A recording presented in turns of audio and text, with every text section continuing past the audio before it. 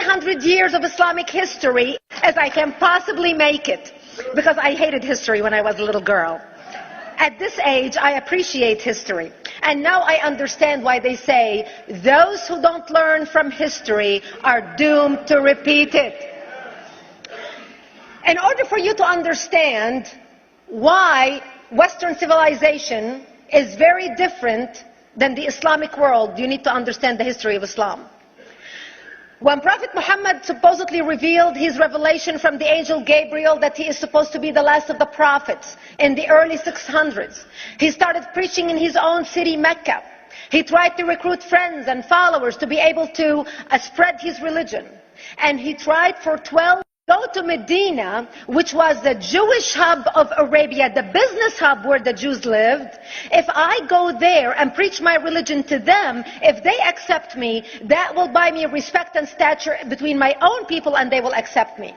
So Prophet Muhammad started borrowing a lot from the Old Testament to make his religion more palpable to the Jews, to make it a lot similar. This is why you see a lot of similarities between Judaism and Islam. For example, Jews don't eat pigs, Muslims don't eat pigs. Jews pray a few times a day, Muslims pray a few times a day. Jews fast on Yom Kippur, Muslims fast on Ramadan.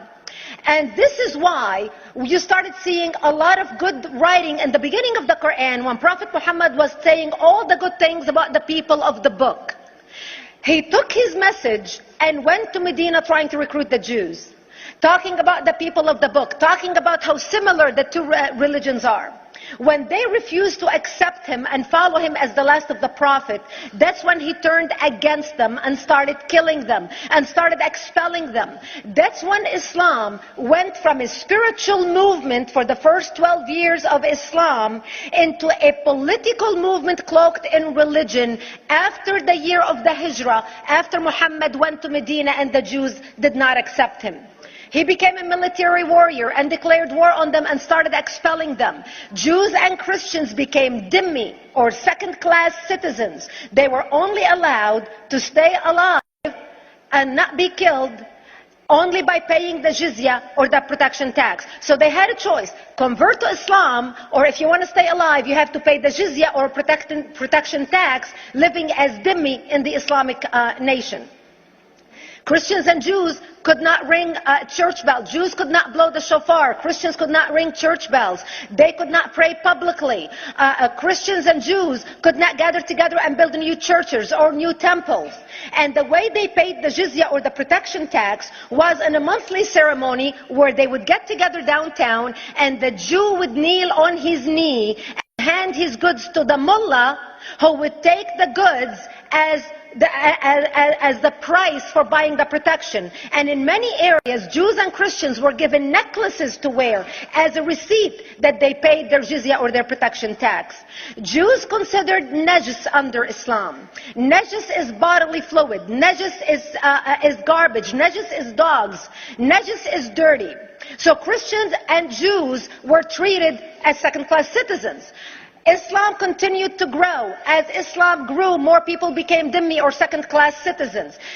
Jews and Christians were given identifiable clothing. The yellow star, which was given to the Jews that most people think is a German invention. It was actually an Islamic invention in the 9th century in Iraq by the second Khalif al-Mutawakkil of Iraq, who invented the yellow star for the Jews to be identified as they walked down the street. Because Jews were considered najis, if a Muslim man or a Jew walked on the same side of the street, the Jew had to cross the other side so the Muslim man can walk, so he's not dirtied by the filth of the Jew. Christians were given the zunnar, the belt, which most of you men are wearing right now. That was an Islamic invention for the Christians. Islam continued to grow. They went all the way to Jerusalem. They conquered Jerusalem. Christians couldn't ring their church bells in Jerusalem. The Pope in Rome in 1090 told the Christians, how could you sit idly by and need to go help the Christians? That's why the Crusaders were launched. The Crusaders... The Crusaders were not launched because they just felt like waking up in the morning and going and converting a bunch of Muslims or beheading them. The Crusaders were launched to liberate Jerusalem. And they were able to liberate Jerusalem for less than 100 years before Salah ad-Din al-Ayyubi, Saladin, took it back, and Jerusalem remained under Islamic control until 1967, when the State of Israel liberated Jerusalem, where Christians, Jews, and Muslims could pray under the same sky.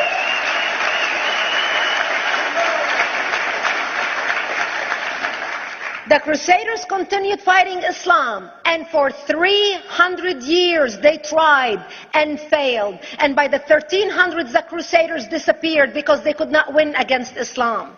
Islam continued to expand. They went all the way to Central Europe. They went all the way to China. They went to India. They conquered Spain. They changed the name of Spain from Spain to Andalusia. And they started, as they advanced, as they conquered more nations, more people paid the jizya, or the protection tax. And this is how the Islamic Empire grew. It went all the way until they was stopped at the gates of Vienna on 9/11. 9/11 is not a date that Osama bin Laden just picked out of a hat. 9/11 is a symbolic date in the Islamic calendar. By the 1600s, Islam had covered more of the earth's surface than the Roman Empire did at its peak. Between the European Industrial Revolution, where the Europeans were able to invent products on factory lines, where they are able to make money and sell products, which gave them the money to build a strong army in order to fight the Muslims. And that's how they were able to stop them at the gates of Vienna on 9/11.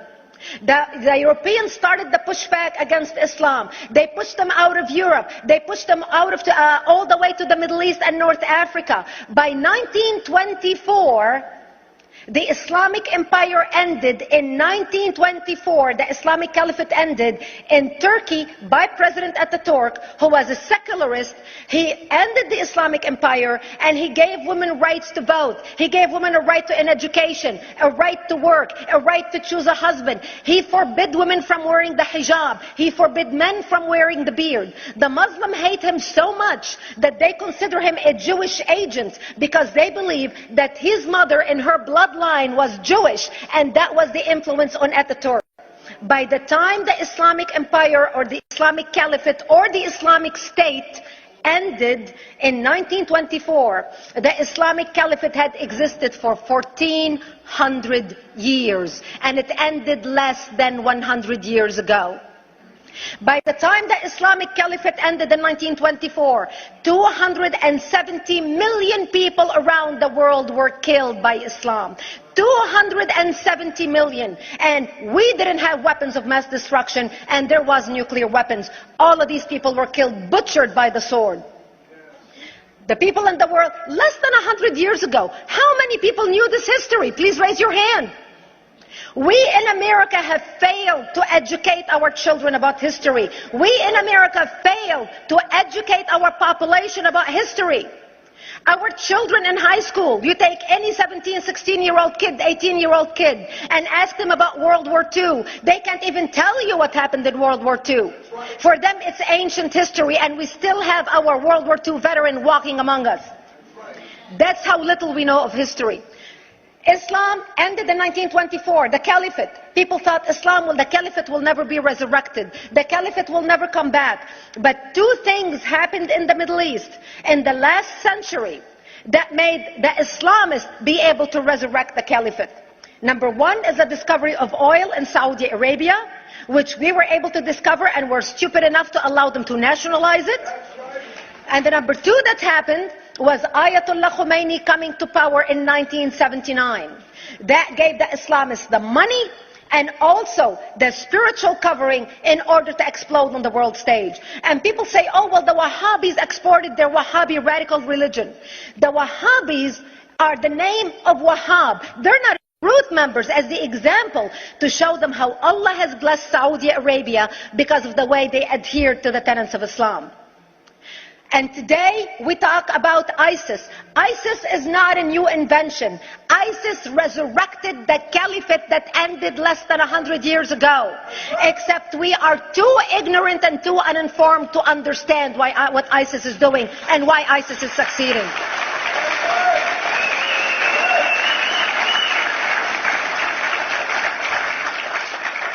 Two things you need to understand about Islam and the principles of war in Islam. One is the law of taqiyya, which means lying and deception. It means that a Muslim man can lay his hand on the Quran and swear that he is telling the truth, knowing that he is lying, but also knowing that the Quran will forgive him because he is advancing the cause of Islam. The second thing you need to know about is that the Treaty of Al-Hudaybiyah, which is an Islamic principle of war and a model on how to deceive your enemy when you have to sign peace treaties with your enemy. And it is based on an example by Prophet Muhammad. Prophet Muhammad was attacking the Meccans and their caravans when he was living in Medina. One day he attacked them because this is how he got the goodies. He would attack them, rob them, and spread the goodies among his men. And this is how he was able to recruit, because this is how people made money without working. And so he attacked the Meccan caravans. When he realized he's not able to defeat the Meccans in that city of Al-Hudaybiyah, in that place, he signed a 10-year treaty with them. Does that sound familiar? A 10-year treaty with them that says he will not attack them, he will have peace with them, he will not declare war on them. Muhammad used the treaty for 2 years to build his military, strengthen his army, and when he realized he was strong enough to attack his enemies when they least expected it, because they thought they had a peace treaty with Muhammad, he broke the treaty, attacked them 2 years later, and Mecca fell within 24 hours because they were not expecting the attack. And that became a principle of war in Islam. And to give you an example of how that is practiced, this is why anything signed with Iran means nothing to them. And to give you an example of how this law has been put to use in recent history, Yasser Arafat, who's not an Islamist, but he is a Muslim, met with the Israelis and signed the Oslo Accord in 1993. Remember all the handshaking at the lawn of the White House? The Oslo Accord, Yasser Arafat used the peace treaty, the Oslo Accord with Israel, to get Israel to bring him back and give him his territory, finance his military, train his police, and give his police the weapons. Yasser Arafat broke the Oslo Accord 8 years later, didn't even wait 10 years, and declared the second intifada in 2000, and all hell broke loose. He used the same treaty to win and deceive against his enemies and deceive his enemies. When Jordanian press, after Yasser Arafat signed the Oslo Accord with Israel, and Egyptian press would interview Yasser Arafat, and they would say, how could you sign a peace treaty with the devil? How could you sign a peace treaty with the Jews? Yasser Arafat will tell them, remember Hudaybiyah. That's all he would have to say. The whole Muslim world knew exactly what Yasser Arafat was talking about. We in the West and the Jews in Israel, it was over their heads. Nobody understood what Hudaybiyah was referring to. And this is the type of deception that we are dealing with. So when Iran signs a peace treaty with the United States for 10 years, they are using us as useful idiots, as gullible, ignorant people who are signing a peace treaty with the devil in order for Iran to continue her thing. In this deadly game of thrones, there's no place for America or for Israel. We don't have to gamble with our future and with our children's future. Elie Wiesel. And I wish I could promise you, Elie, that the lessons of history have been learned. That is why it is so important to be wise about who we're going to put in the White House next year.